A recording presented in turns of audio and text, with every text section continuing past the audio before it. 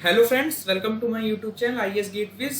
इस वीडियो में गुप्ता एंड गुप्ता के डिजाइन ऑफ कंक्रीट स्ट्रक्चर्स के क्वेश्चन नंबर 231 से लेकर 240 तक डिटेल में कंसेप्ट के साथ डिस्कस करूंगा। ये सीरीज का पार्ट 24 वीडियो है। पुराने वीडियोस के लिए आप मेरे यूट्यूब चैनल पर जाकर देख सकते हैं और जिस भी क्वेश्चन में आपको फर्दर डाउट लगता है कमेंट सेक्शन में मुझसे डिस्कस कर सकते हैं। So let's start. इसमें पहला क्वेश्चन पूछा गया है कि एक बीम है हमारी जिसका जो इफेक्टिव स्पैन है वो हमारा स्मॉल एल दिया हुआ है और इफेक्टिव डेप्थ जो है वो स्मॉल डी दी हुई है, ओवरऑल डेप्थ कैपिटल डी दी हुई है और हमसे पूछा जा रहा है कि डीप बीम के लिए हमारे क्या रेशियो सुटेबल हैं। तो डीप बीम के लिए मैं बहुत ही डिटेल में IS 456 के कोडल प्रोविजंस में डिस्कस करूंगा। यहाँ मैं जस्ट आपको ब्रीफ कर देता हूँ कि हमारी डीप बीम्स हमारी वो बीम्स होती हैं जहां पर हमारी जो लेंथ है बीम की वो हमारी डेप्थ के कंपेरेबल होगी, यानी वाइसी वर्सा आप बोल सकते हो कि जो डेप्थ है वो हमारी स्पैन के कंपेरेबल है। ठीक है, यहां पर मैंने कुछ बीम्स दिखाई हुई हैं जहां पर इसका जो रेशियो है ये हमारा इफेक्टिव स्पैन मान लेते हैं कैपिटल एल है और डी जो है ये हमारी ओवरऑल डेप्थ है। इंपॉर्टेंट चीज ये है कि जो रेशियोज हैं क्लासिफिकेशन ऑफ डीप बीम्स के लिए वो ओवरऑल डेप्थ के रेस्पेक्ट में है। तो आप देख रहे हैं कि जब हमारा नॉर्मली जो हमारी बीम्स होती है वहां पर हमारा जो डेप्थ होती है वो एज कंपेयर टू, अगर आप कोई भी रेक्टेंगुलर बीम ले लें तो उसकी जो ओवरऑल डेप्थ होगी वो कंपेरेटिवली स्मॉल होती है एज इन नॉर्मल बीम्स। तो जहां पर suppose L by D ratio 4 के करीब है वो हमारा शैलो बीम कहलाएगी और हमारा जो स्ट्रेस स्ट्रेन डिस्ट्रीब्यूशन है वो हमारा लीनियर होता है नॉर्मल बीम्स में इन इलास्टिक थ्योरी। बट जैसे ही हम ratio L by D is equal to 2 पर जाते हैं तो हमारा जो स्ट्रेस स्ट्रेन डिस्ट्रीब्यूशन है वो हमारा नॉन लीनियर होने लगता है और जो रेशियो एल बाई डी जब less than or equal to 2 हो जाता है वो हमारी कहलाती हैं डीप बीम्स। ठीक है, तो ये एक इंपॉर्टेंट एस्पेक्ट है, लेकिन लेस देन 2 ये एप्लीकेबल है जब हमारी बीम जो है सिंपली सपोर्टेड बीम है।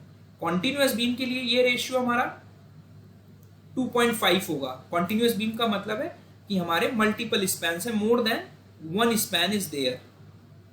ठीक है, तो उस केस में जो हमारी बीम पड़ी हुई है इसके ऊपर वो हमारी डीप बीम तब होगी जब हमारी जो इफेक्टिव स्पैन है बीम का और जो इस बीम की ओवरऑल डेप्थ है उसका जो रेशियो है वो लेस देन 2.5 है। ठीक है, और जैसे और हम रेशियो डेप्थ को और बड़ा करेंगे तो वो हमारी लेंथ के कंपेरेबल होगी, यानी डेप्थ और लेंथ को हमने बराबर कर दिया। तो हमारा जो स्ट्रेस स्ट्रेन डायग्राम है वो टोटली नॉन लीनियर होगा। ये एग्जाम पॉइंट ऑफ व्यू से इंपॉर्टेंट है, ध्यान रखना है कि जो इलास्टिक थ्योरी है वो हमारी डीप बीम के एनालिसिस में यूज नहीं होती है। उसके लिए आपको कुछ एजम्पशन करने पड़ते हैं जो कि हमारे कोडल प्रोविजंस IS 456 ने based on experimental evidences suggest किए हैं, जैसे कि लीवर आर्म हो गई, बेंडिंग मोमेंट हमें कैसे कैलकुलेट करना है, इफेक्टिव स्पैन कैसे निकालना है। तो यहां पर एक हमने डीप बीम दिखाई हुई है जो कि जनरली आपकी टॉल बिल्डिंग्स या ऑफशोर स्ट्रक्चर्स में आपको इस तरह की बीम्स देखने को मिलेंगी। ठीक है, तो सिंपली सपोर्टेड बीम के लिए हमारा ये रेशियो 2 होगा और या उससे कम होगा। कॉन्टिन्यूअस बीम के केस में ये रेशियो हमारा 2.5 से कम होगा। ध्यान रखना है कि यहां रेशियो कम की बात कर रहा है, लेस देन 2 और 2.5। तो अगर यहां पर देखें तो हमारा पहली बात तो इफेक्टिव डेप्थ के टर्म्स में हमें लिखना ही नहीं होता ये रेशियो, तो ये दोनों ऑप्शन एलिमिनेट हो जाएंगे। अब जब effective span upon overall depth ratio देखेंगे लेस देन 2 जो है वो हमारा सिंपली सपोर्टेड बीम के लिए होता है, तो ये स्टेटमेंट भी गलत हो जाएगा। तो केवल हमारा जो स्टेटमेंट 4 है जिसमें एल बाई डी रेशियो जो है वो 2.5 से कम है तो हमारा वो कॉन्टिन्यूअस बीम के क्लासिफिकेशन में कॉन्टिन्यूअस डीप बीम की कैटेगरी में आएगा। तो ये हमारा जो स्टेटमेंट है, केवल 4th स्टेटमेंट जो है वो करेक्ट है। तो आप देखेंगे तो इसमें हमारा कोई भी ऑप्शन करेक्ट नहीं है। टोटली ऑप्शन केवल item number 4 is correct. Gupta and Gupta में इसका ऑप्शन डी दिया है विच इज टोटली रॉन्ग। यहाँ पे मिसप्रिंटिंग हो सकती हो गई हो, तो यहाँ पर अगर इसको आप कॉन्टिन्यूअस बीम की जगह सिंपली सपोर्टेड बीम कर देंगे तो हमारा 2 और 4 ऑप्शन सही होगा। अदरवाइज हमारा only 4th statement is correct. तो एक इंपॉर्टेंट एस्पेक्ट है। उसके बाद आते हैं डीप बीम की इफेक्टिव स्पैन के बारे में क्वेश्चन पूछा गया है। तो इफेक्टिव स्पैन निकालने के लिए जैसे हमने simply supported beam, cantilever beam और कॉन्टिन्यूअस बीम के लिए IS 456 के वीडियो में मैंने आपको एक्सप्लेन किया था डिटेल में, वैसे ही कोड हमारा डीप बीम के लिए सजेस्ट करता है कि जो आपको इफेक्टिव स्पैन लेना है, जिसको आप जनरली यहाँ पर L से मान रहे हैं, दिस इज टेकन एज जो हमारा क्लियर स्पैन है। क्लियर स्पैन का मतलब है ये जो हमारे सपोर्ट्स हैं जिसके ऊपर ये बीम रखी हुई है, उसके बीच में जो क्लियर स्पैन है जिसको आप LC से डिनोट कर रहे हैं, इनटू उसको 15% इंक्रीज कर देंगे, या फिर centre to centre between the supports के बीच में जो सेंटर टू सेंटर की दूरी है, यानी ये सपोर्ट C1 है इसकी विड्थ और ये C2 है, तो सेंटर टू सेंटर विड्थ कितनी हो जाएगी LC plus C1/2 plus C2/2। तो इन दोनों डिस्टेंसेस में जो वैल्यू हमारी लेसर वैल्यू होगी वो हमारी कहलाएगी डी बीम की इफेक्टिव स्पैन। तो यहां पर अगर आप देखेंगे effective span of the beam is taken as centre to centre distance between the supports 1.15 times the clear span. इसमें से जो हमारी स्मॉलर वैल्यू होगी, तो करेक्ट ऑप्शन जो होगा वो ऑप्शन सी होगा। उसके बाद आते हैं for a D beam whose overall depth, यानी कैपिटल डी की जो वैल्यू है वो यहाँ पर 5 मीटर दी हुई है और इफेक्टिव स्पैन दिया है 6 मीटर। तो इसका मतलब यहाँ पर जो रेशियो है हमारा वो कितना हो गया, 6/5 इज इक्वल टू 1.2 रेशियो हो गया। ठीक है, तो ये रेशियो 2 या 2.5 से कम है, इससे ये प्रूव होता है कि ये हमारी डीप बीम है। और यहाँ पर हमें निकालना है लीवर आर्म। तो लीवर आर्म हमने जो नॉर्मल इलास्टिक थ्योरी में जब बात की थी, तो जो अगर हम स्ट्रेस डायग्राम देखें तो हमारा जो नेट कंप्रेसिव फोर्स है स्ट्रेस डायग्राम में और नेट टेंसाइल फोर्स जो है उसके बीच में जो दूरी है, जिसके जो कि उस सेक्शन की मोमेंट कैपेसिटी डिसाइड करने के लिए जो डिस्टेंस यूज हो रही है, टेंसाइल फोर्स और नेट कंप्रेसिव फोर्स जो लग रही है सेक्शन पे, वो हमारी लीवर आर्म कहलाती है। तो जो हमारा IS 456 है, बेस्ड ऑन एविडेंस हमारे एक्सपेरिमेंटल रिजल्ट्स, कुछ अप्रोक्सीमेशन करके कोड ने लीवर आर्म की वैल्यू सजेस्ट की है डी बीम्स के लिए।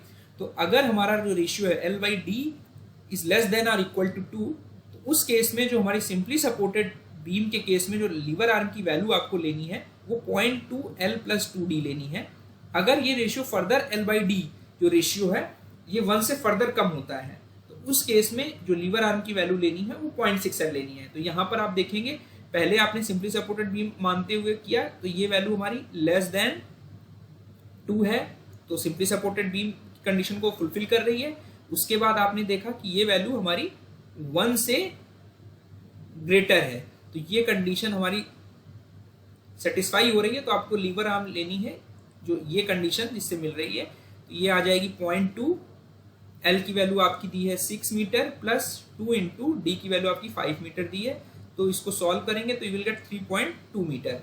इसी तरह जब कॉन्टिन्यूअस बीम के लिए आप कैलकुलेट करेंगे तो ये वैल्यू जो है L/D रेशियो हमारा 1.2 है, तो लेस देन 2.5 सेटिस्फाई हो रही है और ग्रेटर देन 1.1 से है, तो हमारा जो ये रेशियो है सेटिस्फाई हो रहा है। तो उस केस में हमारी जो लीवर आर्म है डिफरेंस केवल यहाँ 2D की जगह यहाँ 1.5D है, तो हमारी जो लीवर आर्म होगी वो 0.26 प्लस 1.5 प्लस 5, तो इसको आप कैलकुलेट करोगे तो 2.7 मीटर आएगा। तो अगर आप ध्यान से देखोगे कि जब ये रेशियोज हमारे फॉलो हो रहे हैं, तो इन जनरल हम ये कह सकते हैं कि जो हमारी लीवर आर्म है सिंपली सपोर्टेड बीम के लिए फॉर सेम L/D रेशियो वो हमारी कॉन्टिन्यूअस बीम से ज्यादा है। तो यहां पर अगर देखेंगे तो हमारा करेक्ट ऑप्शन जो होगा वो हमारा ऑप्शन ए होगा, बिकॉज सिंपली सपोर्टेड बीम का पहले है, this is given by this, and continuous beam के लिए 2.7 मीटर होगा। तो ये ध्यान रखना है। यहाँ पे जो रेड कलर से आपको दिख रहा है this is the compressive force और this is the tensile force, और ये हमारा जो वेरिएशन है स्ट्रेस का दिस इज नॉन लीनियर। यहाँ पर नॉर्मल इलास्टिक थ्योरी से आप डिजाइनिंग नहीं करते हैं। उसके बाद आते हैं नेक्स्ट क्वेश्चन में। यहाँ पर हमें डिटरमाइन करना है कि bending moment at mid span of square vertical bunker due to lateral pressure P per unit area. ये थोड़ा सा मैं आपको ब्रीफ कर देता हूं कि हमारी कुछ स्टोरेज बिन्स होती हैं जो कि हमारे स्टील के भी हो सकते हैं, RCC के हो सकते हैं। हम यहाँ पे RCC पढ़ रहे हैं तो we will discuss about RCC storage bins, जिसमें हम क्या क्या मटेरियल स्टोर, हम सीरियल्स स्टोर कर सकते हैं, हम सीमेंट स्टोर कर सकते हैं, तो जनरली जो हमारी स्टोरेज बिन्स हैं उनको आप दो कैटेगरीज में डिवाइड कर सकते हैं। एक तो हमारी हो गई शैलो बिन्स और एक हो गई हमारी डीप बिन्स। ठीक है, for the usage of storage of material, ये आपने देखी भी होंगी एक्चुअल में। तो शैलो बिन्स जो हैं वो हमारी शैलो डेप्थ की होती हैं, जहां पर जो डेप्थ है बिन की वो हमारी उसकी विड्थ 2 टाइम्स दी विड्थ से इन जनरल छोटी होती है। ये हमारा एक जनरल गाइडलाइन है। और डीप बिन्स जनरली जो डेप्थ है बिन की, स्टोरेज बिन की, वो हमारी विड्थ के ट्वाइस से डबल से ज्यादा होती है। ठीक है, तो ये एक इंपॉर्टेंट एस्पेक्ट है। ठीक है, और अब हमारी कुछ फोर्सेस एक्ट करती हैं और जब हम मटेरियल स्टोर करते हैं, यहां पर ये मैंने बंकर दिखाया हुआ है कि स्क्वायर शेप का, बिकॉज यहाँ पे स्क्वायर बंकर के बारे में पूछ रहा है। ठीक है, ये सपोर्ट है और ये यहाँ पर आप देख रहे हैं कि यहाँ पर मटेरियल यहाँ से डाला जाएगा, स्टोर किया जाएगा। तो यहाँ पे दो प्रोसेस हो रहे हैं, एक हमारा एम्प्टिंग हो रहा है और एक हमारा प्रोसेस हो रहा है फिलिंग का। एक पहले हम क्या करेंगे, मटेरियल को फिल करेंगे, फिर जब मटेरियल की रिक्वायरमेंट हमें यूसेज के लिए होगी तो हम यहाँ पर इस बंकर के नीचे हॉपर दिया हुआ है, ठीक है, उन हॉपर से मटेरियल को एक्सट्रैक्ट कर लेंगे। तो एम्प्टिंग और फिलिंग के दौरान हमारी जो स्ट्रेसेस हैं, स्ट्रेस डिस्ट्रीब्यूशन है, वो हमारी चेंज होगी। तो कौन कौन सी स्ट्रेसेस एक्ट करेंगी? सबसे पहले तो अगर आप मटेरियल स्टोर करेंगे तो हमारी ये लेटरल हॉरिजेंटल प्लेन पे ये स्ट्रेसेस एक्ट करेंगे, किसी भी हॉरिजेंटल प्लेन में अगर आप देखेंगे। ठीक है, और अलोंग द डेप्थ हमारी लेटरल फोर्सेस भी एक्ट कर रही हैं और एक फोर्सेस हमारी एक्ट कर रही हैं इस वॉल फ्रिक्शन के बीच में। जो मटेरियल आप स्टोर कर रहे हो उसके बीच में जो वॉल है उसके बीच में हमारा एक फ्रिक्शन होगा, उसके बीच में एक फोर्स एक्ट कर रही होगी। तो ये तीनों तरह की फोर्स निकालने के लिए हमारा जो कोड है IS 4995 ये सजेस्ट करता है कि आपको जो रेनफोर्स्ड कंक्रीट बिन्स हैं मटेरियल स्टोर करने के लिए, चाहे ग्रैनुलर मटेरियल हो या पाउडरी मटेरियल है। ठीक है, पाउडरी मटेरियल में हमारा सीमेंट आता है और जो ग्रैनुलर मटेरियल है उसमें हमारे जो सीरियल्स हो गए, व्हीट हो गया, राइस हो गया, इनको स्टोर करने के लिए जब आप बिन डिजाइन करोगे RCC की, तो वो ये आपको कोड फॉलो करना है। तो अब आते हैं, अगर हम इसको इस तरह समझें कि हमारी 3 टाइप की फोर्सेस हैं, ठीक है, जिसे आप बिन लोड्स बोल रहे हैं। यहाँ पर इसका स्कीमेटिक डायग्राम दिखाया हुआ है। ये हमारे सपोर्ट्स हैं जिसके ऊपर ये RCC का स्ट्रक्चर सपोर्टेड है। तो एक तो हमारा हो गया हॉरिजेंटल लोड या horizontal pressure acting on the side walls, जिसको आप PH से डिनोट कर रहे हैं। ठीक है, this is a lateral pressure. एक तरीके से PH को आप कह सकते हो लेटरल प्रेशर। किसी भी हॉरिजेंटल प्लेन में आप सेक्शन कट करोगे इसका, अगर हम ये मान लें स्क्वायर शेप का है, तो ये जो स्ट्रेसेस है हमारी इस हॉरिजेंटल प्लेन में मटेरियल एक्सर्ट कर रहा है वॉल के ऊपर, वो हमारी लेटरल प्रेशर हो गई, जिसको आप PH से डिनोट कर रहे हो पर यूनिट एरिया। वर्टिकल लोड और वर्टिकल प्रेशर जो उसके वेट की वजह से इसके की वजह से जो हमारा बॉटम में आ रहा है प्रेशर, वो हमारा वर्टिकल प्रेशर होगा जब आप बिन को फिल कर रहे होगे। फ्रिक्शनल वॉल, जो हमारा मटेरियल स्टोर कर रहे हो तो उसके बीच में एक फ्रिक्शन मोबिलाइज होगा, जिसकी वजह से हमारा एक फोर्स एक्ट करेगी अलोंग द वॉल, जिसे आप फ्रिक्शनल वॉल प्रेशर बोलोगे PW। इनका जो मैग्नीट्यूड है वो निकालने के लिए आपकी एक थ्योरी यूज होती है जो मैं फर्दर डिस्कस करूंगा। तो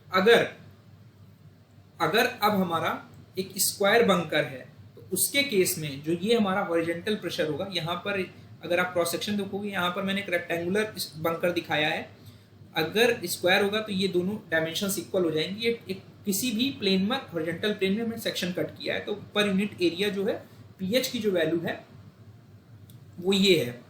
ठीक है, तो अगर ये हमारा बंकर है तो बंकर में जो हमारा अक्रॉस द डेप्थ वेरिएशन है वो कुछ इस तरह होगा।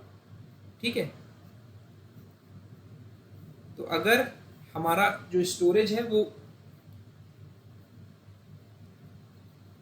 लेवल पर है, उस केस में जो हमारा हॉरिजेंटल प्रेशर को लिख सकते हो आप W × H 1 - sin phi upon 1 + sin phi।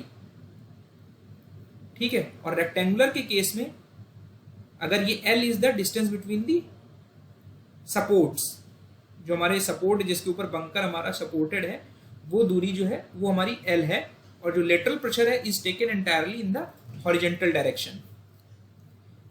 ठीक है, तो जो हमारा मैक्सिमम बेंडिंग मोमेंट होगा, अगर हम इसका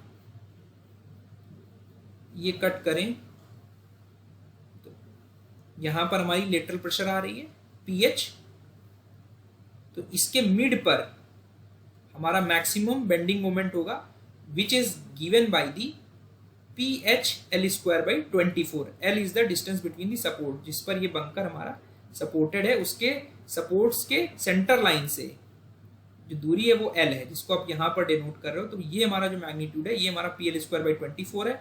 और सपोर्ट्स पर हमारा, अगर आप इसका बेंडिंग मोमेंट डायग्राम ड्रॉ करोगे तो कुछ इस तरह आएगा उस पर्टिकुलर हॉरिजॉन्टल प्लेन में।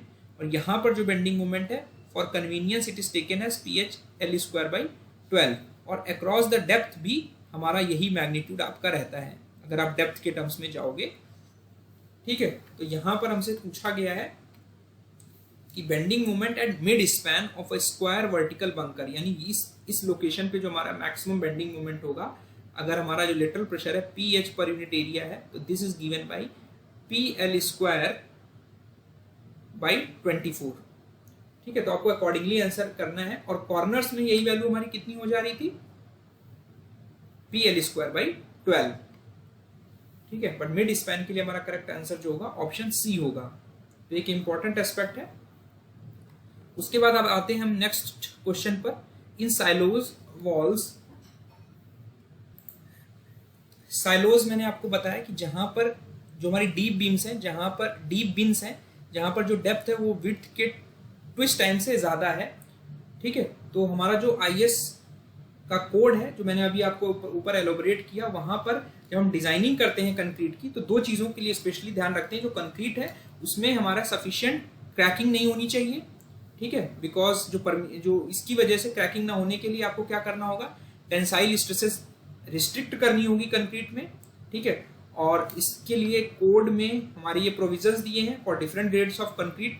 डायरेक्ट टेंशन जो डेवलप हो रहा है कंक्रीट में, और बेंडिंग की वजह से जो टेंशन हो रहा है, वो स्ट्रेसेस लिमिट की गई हैं। और साथ ही साथ जो शियर स्ट्रेसेस हैं वो लिमिट की गई हैं कंक्रीट में for designing of the bunkers as per IS 4995। इसी तरह बकलिंग को रेजिस्टेंस करने के लिए, बकलिंग को प्रिवेंट करने के लिए आपको क्या करना पड़ेगा, मैक्सिमम कंप्रेसिव स्ट्रेसेस को रिस्ट्रिक्ट करना होगा। तो जो नेट वॉल सेक्शन है, जो एक्चुअल में सेक्शन हमारा कंप्रेसिव स्ट्रेसेस बियर कर रहा है, deducting all openings and recesses, जितनी भी ओपनिंग्स हैं स्ट्रक्चर में उनको आप रिड्यूस करो। जो वॉल में आपने ओपनिंग रखी है उनको रिड्यूस करके जो नेट सेक्शन बन रहा है उसमें जो मैक्सिमम कंप्रेसिव स्ट्रेसेस अलाउड हैं वो हमारी 0.15 FCK रखना है, depending upon the grade of concrete. और अगर विंड और अर्थक्वेक फोर्सेस आप कंसीडर कर रहे हो तो वो स्ट्रेसेस जो हैं वो हमारी 0.2 FCK से ज्यादा एक्सीड नहीं करनी चाहिए। तो अगर आप यहाँ पर देखेंगे तो करेक्ट आंसर जो होगा वो ऑप्शन ए होगा। गुप्ता एंड गुप्ता में इसका आंसर ऑप्शन सी दिया है, वो जो कि बिल्कुल गलत है। IS 4995 के अकॉर्डिंग हमारी जो बकलिंग को प्रिवेंट करने के लिए जो आपको कंप्रेसिव स्ट्रेसेस लिमिट करनी है वो 0.15 FCK करनी है। तो करेक्ट आंसर जो होगा ऑप्शन ए होगा। उसके बाद आते हैं next question, which of the following theory is applicable for design of silos walls. Silos walls मतलब जो डीप स्टोरेज बिन्स हैं। डीप स्टोरेज बिन्स के लिए इंपॉर्टेंट कंसिडरेशन ये है कि जो हमारा लार्ज वेट है, जो मटेरियल हम स्टोर कर रहे हैं बिन्स में, उसका जो मेजर कंपोनेंट है वेट का, that is supported by friction between the material and the wall. ठीक है, इसका मतलब मेजर कंपोनेंट जो है वो हमारा जो PW फोर्स जनरेट हो रही थी कॉन्टैक्ट पॉइंट पे, ये हमारा जो वेट आ रहा है मटेरियल का वो मेजरली ये काउंटर कर रही है। और जो स्मॉल वेट कंपोनेंट है, जो बचा हुआ वेट कंपोनेंट है, that is registered by the transfer to the bottom of the bin. ठीक है, तो इसलिए आप कोई भी थ्योरी, रैंकाइन थ्योरी या Coulomb's theory, directly lateral pressure निकालने के लिए आप नहीं यूज कर सकते हो। तो उसके लिए हम यूज करते हैं जॉनसेंस थ्योरी। ठीक है, for design of silos walls, जिसमें हम लेटरल प्रेशर्स कैलकुलेट करते हैं अक्रॉस द डेप्थ, और जो हमारे बिन लोड्स हैं वो इससे हम कैलकुलेट कर लेते हैं। और इसमें हम जो भी हमारा फ्रिक्शन है, वॉल फ्रिक्शन है मटेरियल और स्टोरेज बिन की वॉल के बीच में, उसे हम इवेल्युएट करते हैं। तो ये हमारा करेक्ट आंसर जो होगा ऑप्शन ए होगा for deep beams. To ensure lateral stability, the clear distance between lateral restraints in case of simply supported beams and continuous beams should not exceed, ये मैं ऑलरेडी IS 456 के recent lectures में बहुत अच्छे से explain किए थे, उसको आप जरूर देखिए, यू विल अंडरस्टैंड दिस।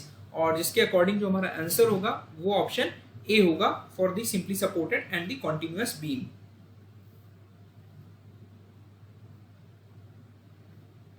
और जिसमें ऑप्शन बी जो है, this is applicable for the cantilever beam. और ये जो लेटरल स्ट्रेंट्स की भी दूरी है वो हमारी फ्री एंड से जो लेटरल रिस्ट्रेंट है उसकी जो दूरी है shall be lesser of 25B और 100B²/d। तो करेक्ट आंसर जो होगा यहाँ पे ऑप्शन ए होगा। उसके बाद आते हैं यहाँ पर कुछ स्टेटमेंट्स दिए हैं साइलोज और बंकर के बारे में। यहाँ पर this is the silos because यहाँ पर जो डेप्थ है कंसिडरेबली विड्थ से काफ़ी ज़्यादा है। जनरली जो साइलोज होते हैं ये हमारे सर्कुलर शेप में हम प्रोवाइड करते हैं, ठीक है।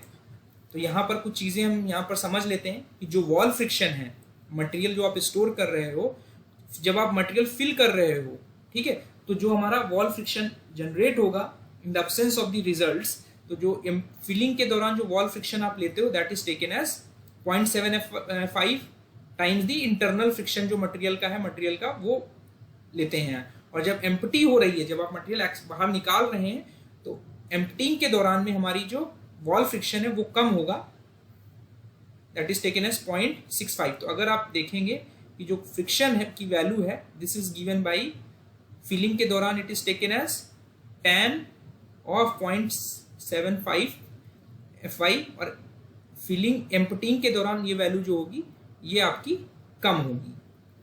वी कैन राइट कि म्यू एफ की वैल्यू जो है this is greater than mu E, which is जो वॉल फ्रिक्शन है, ठीक है।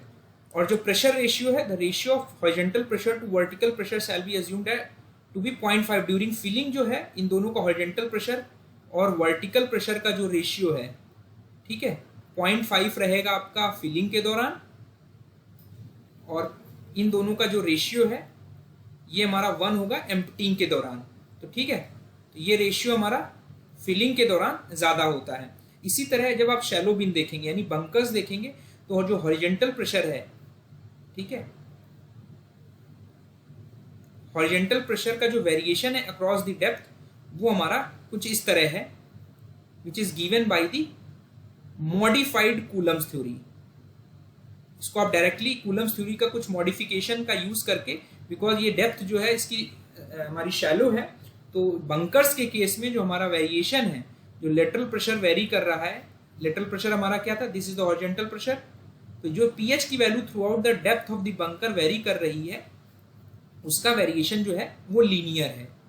बट साइलोज के केस में दिस इज नॉट एप्लीकेबल। वहां पर हमारे IS 495 कोड ने सजेस्ट किया है कि वो जो हमारा वेरिएशन है कुछ इस तरह होगा एम्प्टिंग और फिलिंग के समय। तो जो वेरिएशन है कुछ इस तरह है, this is not linear. Filling के समय हमारा प्रेशर कम है as compare to emptying pressure, ठीक है। और ये हमारा बंकर है जिसकी हाइट जो है बॉटम ऑफ हॉपर से कैपिटल H है। तो जो मैक्सिमम वैल्यूज हैं, जो वॉल फ्रिक्शन की वजह से जो मैक्सिमम प्रेशर डेवलप हो रहा, फिलिंग में आप देखोगे हमारा मैक्सिमम वैल्यू दोनों के लिए सेम है, केवल आपका जो फ्रिक्शन और कोफिशिएंट वॉल फ्रिक्शन मोबिलाइज हो रहा है उनकी वैल्यूज आपकी अलग है। तो ये वैल्यूज अगर आप देखोगे आपको समझ में आ जाएगा। और जो वेरिएशन है प्रेशर का अक्रॉस अलोंग द डेप्थ, वो हमारा it can be represent in the exponential form. तो ये वेरिएशन जो आपका ग्राफिकल वे है, साइलोज के केस में, डीप बीम्स के केस में ये वेरिएशन है डेप्थ का, विच इज नॉट लीनियर। तो अगर आप स्टेटमेंट्स देखेंगे तो हमारा हॉरिजॉन्टल प्रेशर ऑन वॉल यानी पीएच की जो वैल्यू है वॉल पर, साइलो के केस में increase linearly with depth from the top, ये गलत है। ये एक्सपोनेंशियल वेरिएशन है जो कि नीचे वाले फॉर्मूले से गवर्नड है। The horizontal pressure on the wall of bunker increases linearly with depth from the top. This is correct because shallow beams में ये एप्लीकेबल है। The ratio of vertical pressure in the silos यानी जो हमारा PV है at the time of emptying, और जो vertical pressure है in at the case of filling is less than 1। ये अब करेक्ट है या ये देख लेते हैं। इसको इस तरह समझें अब अगर हम मैक्सिमम प्रेशर की बात करें तो maximum pressure during the emptying and filling हमें चेक करना है। तो जो आप देख रहे हो कि जो फिलिंग और एम्पटिंग के दौरान जो मैक्सिमम प्रेशर है वर्टिकल प्रेशर वो inversely proportional to friction coefficient के है। तो अगर कॉफिशिएंट फ्रिक्शन आप निकालना चाहते हैं, इन दोनों का रेशियो अगर आप देखेंगे मैक्सिमम वैल्यू से आप कंपेयर कर रहे हैं एम्पटिंग और फिलिंग के दौरान, तो ये can be represented as WR constant है, तो म्यू एफ ये हमारे कॉफिशिएंट्स ऑफ फ्रिक्शन है। अगर आप इसे कंपेयर करोगे तो आप देखेंगे कि हमारा जो कॉफिशिएंट ऑफ फ्रिक्शन जो था for case of filling that was greater than 0.3 because जो हमारा इंटरनल फ्रिक्शन यहाँ पर 0.755 हो जा रहा था वॉल फ्रिक्शन का और यहाँ पे 0.65 था, तो ये वैल्यू हमेशा ज़्यादा रहेगी। तो अगर आप देखोगे कि जो हमारा वर्टिकल प्रेशर है एम्पटिंग के केस में वो हमारा फिलिंग से ज़्यादा होगा, ठीक है। तो ये रेशियो ऑटोमेटिकली हमारा ज़्यादा हो जाएगा। तो ये स्टेटमेंट जो है ये हमारा इनकरेक्ट हो जाएगा एक तरीके से, ठीक है। तो only 2 statement is correct. Gupta and Gupta में इसका आंसर बी दिया है which is not correct because ये रेशियो हमारा ग्रेटर देन 2 होना चाहिए, ठीक है। तो करेक्ट आंसर जो होगा ऑप्शन सी होगा। इसके बाद आते हैं नेक्स्ट क्वेश्चन पे। आरसीसी ब्रिजेस के लिए हमारा कौन सा स्मॉलेस्ट स्पैन है जहां पर इंपैक्ट फैक्टर सभी क्लास ऑफ लोडिंग के लिए सेम रहेगा फॉर व्हील्ड व्हीकल्स। तो मैं थोड़ा सा आपको यहाँ पे समराइज कर देता हूँ। यहाँ पर मैंने लिखा हुआ है और पहले भी मैं इम्पैक्ट फैक्टर का सिग्निफिकेंस आपको एक्सप्लेन कर चुका हूँ पुराने वीडियोस में, स्टील के वीडियोस में, steel design of steel structure के सॉल्यूशंस में।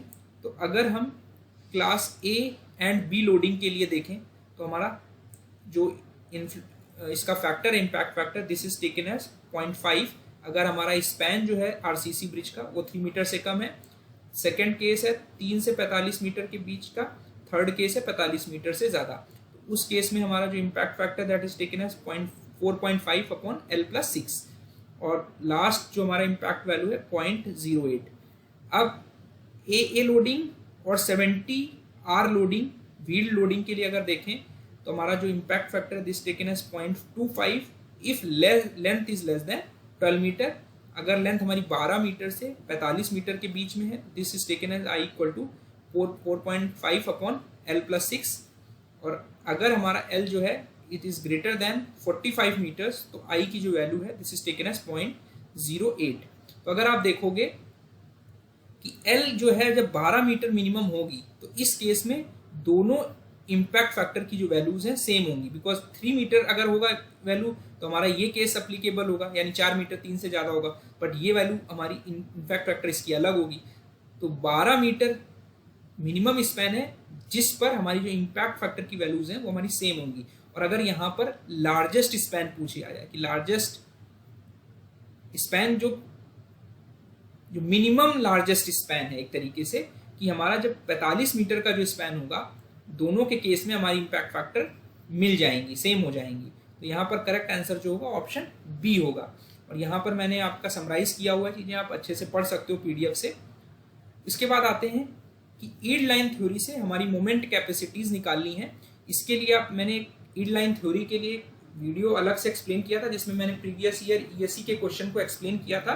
वहाँ पर मैंने इन तीनों कंडीशंस के लिए moment capacities yield line theory से कैसे निकालनी है ये आपको एक्सप्लेन किया था, जिसमें मैंने आपको बताया था कि जो हमारा इक्विलेटरल ट्राइंगल है उसके लिए हमारा जो वैल्यू है दिस इज WL²/72। ये हमारा UDL है, किलो न्यूटन पर मीटर स्क्वायर में जो लोड एक्ट कर रहा है। सिंपली सपोर्टेड स्क्वायर स्लैब के लिए हमारी ये वैल्यू WL²/24 होती है और square slab fixed at all ages के लिए हमारी ये वैल्यू WL²/48 होती है। ये इंपॉर्टेंट है एग्जाम पॉइंट ऑफ व्यू से और सभी एग्जाम्स में इसमें वैल्यू देके आपसे न्यूमेरिकल बनाकर पूछ सकता है। और इसको यहाँ पर ईल्ड लाइन पैटर्न्स मैंने दिखाए हुए हैं जहाँ पर ये डॉटेड जो लाइंस हैं ये हमारा बिकॉज ये फिक्स्ड एजेस हैं तो हमारे यहाँ पर निगेटिव ईल्ड लाइंस बनेंगी और विद इन द स्लैब हमारे पॉजिटिव ईल्ड लाइन बनेंगे। और using the virtual work method हम कोलैप्स बिकॉज मैकेनिज्म बनता है अलोंग द ईल्ड लाइन जिसके अकॉर्डिंगली हम मोमेंट कैपेसिटीज निकालते हैं। यहाँ पर मैंने एक स्क्वायर स्लैब जो कि चारों तरफ से फिक्स्ड है इसका डेरिवेशन करके दिखाया हुआ है, जहां पर मोमेंट कैपेसिटी जो आ रही है that is moment per metre length along that yield line. तो करेक्ट आंसर जो होगा वो ऑप्शन हमारा क्या हो जाएगा, ऑप्शन ए। आई होप मेरा वीडियो आपको पसंद आया होगा। इस तरह की वीडियो फर्दर मैं बनाता रहूंगा। Thank you.